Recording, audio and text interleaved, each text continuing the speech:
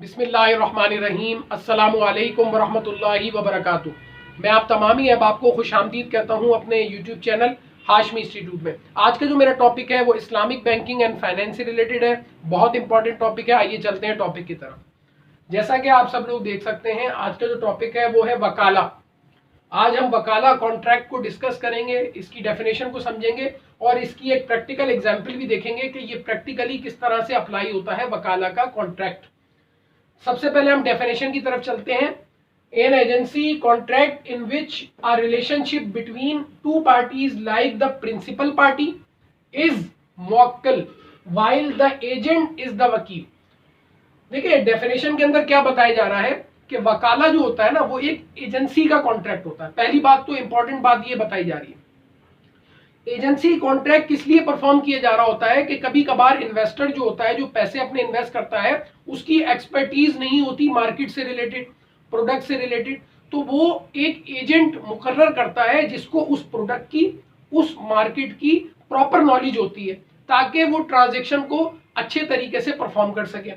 तो यही होता है वकाला का कॉन्ट्रैक्ट, जिसे हम एजेंसी कॉन्ट्रैक्ट भी कहते हैं, जिसके अंदर एक एजेंट को मुकर्रर किया जाता है प्रिंसिपल पार्टी की तरफ से। तो वही हमें डेफिनेशन के अंदर भी बताया जा रहा है कि ये एक एजेंसी का कॉन्ट्रैक्ट है इन विच अ रिलेशनशिप एक बनता है इसके अंदर दो पार्टीज का, जिसके अंदर जो प्रिंसिपल पार्टी होती है वो कहलाती है मुवक्किल, उसको मुवक्किल कहते हैं। While the agent is the वकील, यानी जो एजेंट होता है, जो सेकंड पार्टी होती है, उसको हम कहते हैं वकील।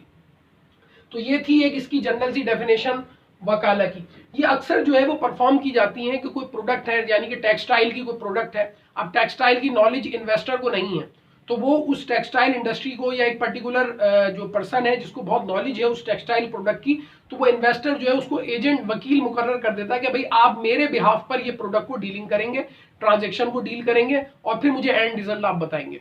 उसमें फिर प्रॉफिट आखिर के अंदर शेयर हो जाता है। उसका मैकेनिज्म हम समझेंगे कि ये प्रैक्टिकली वकाला किस तरह से परफॉर्म होता है।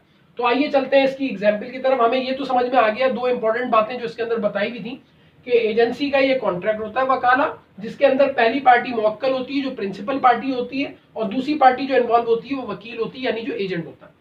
अब हम आ जाते हैं एग्जाम्पल की तरफ। एग्जाम्पल आप डायग्राम देख सकते हैं कि इन्वेस्टर है यानी मुवक्किल जो प्रिंसिपल पार्टी है, और दूसरी पार्टी जो इन्वॉल्व है, हम एग्जाम्पल ले लेते हैं बैंक की, बैंक जो है वो वकील बन जाता है। और यही चीज कभी कभी वाइस वर्सा भी होती है, यानी कभी कभार मुवक्किल जो है वो बैंक बन जाता है यानी इन्वेस्टर, और कभी कभार जो है वो जो क्लाइंट होता है यानी बैंक का जो क्लाइंट होता है उसको कभी कभार बैंक वकील बना देता है। तो ये दोनों तरफ हो सकता है म्यूचुअल अंडरस्टैंडिंग के साथ, क्योंकि ये रिलेशनशिप है, मैं भी वकील बन सकता हूँ, दूसरी पार्टी भी वकील बन सकती है। तो ये है, तो एग्जाम्पल हमें समझाई जा रही है कि एक इन्वेस्टर है जो कि अपनी कैश मैनेजमेंट चाहता है, कैश को अपने मैनेज करना चाहता है ताकि प्रॉफिट जो है वो आ सके। बैंक को उसने वकील बना दिया, तो ये दो पार्टीज आ गई। तो ये दो पार्टीज के दरमियान जो कॉन्ट्रैक्ट हुआ वो कौन सा कॉन्ट्रैक्ट हुआ? वकाला का कॉन्ट्रैक्ट हुआ, एजेंसी कॉन्ट्रैक्ट हुआ।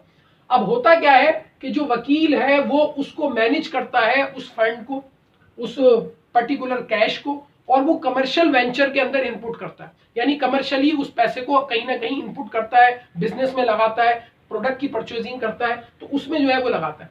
फिर जब उस प्रोडक्ट को वो सेल आउट कर देता है, या उस बिजनेस से जो प्रॉफिट आ रहा होता है, जिस बिजनेस में उस वकील ने पैसे लगाए हैं, उसके बाद जो उससे कमर्शियल वेंचर, क्योंकि कमर्शियली आप यूज कर रहे हैं, कमर्शियल वेंचर से जो प्रॉफिट आता है वो तकसीम हो जाता है। अभी डिपेंड करता है दोनों के दरमियान म्यूचुअल अंडरस्टैंडिंग क्या हुई है।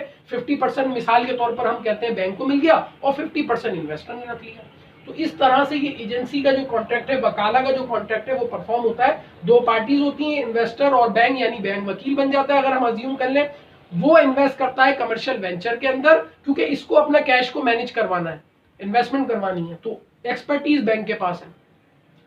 तो फिर उसके बाद क्या होता है, एंड में आप ये देखें कि उस कमर्शियल वेंचर के थ्रू प्रॉफिट जनरेट होता है, जो प्रॉफिट इन्वेस्टर को भी मिल रहा होता है और वो प्रॉफिट जो है वो बैंक को भी मिल रहा होता है। तो ये जनरल सी जो है वो वकाला का ये कॉन्ट्रैक्ट था और ये वकाला की ये ट्रांजेक्शन थी। इसमें बहुत रद्दोबदल भी हो सकता है, वाइस वर्सा भी हो सकता है कि वकील बैंक भी बन सकता है, इन्वेस्टर भी बन सकता है, और इस तरफ वो जो है वो मुवक्किल ये भी बन सकता है।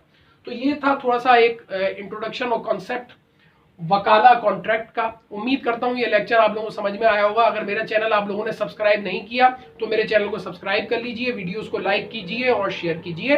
अस्सलामु अलैकुम वरहमतुल्लाहि वबरकातुहू।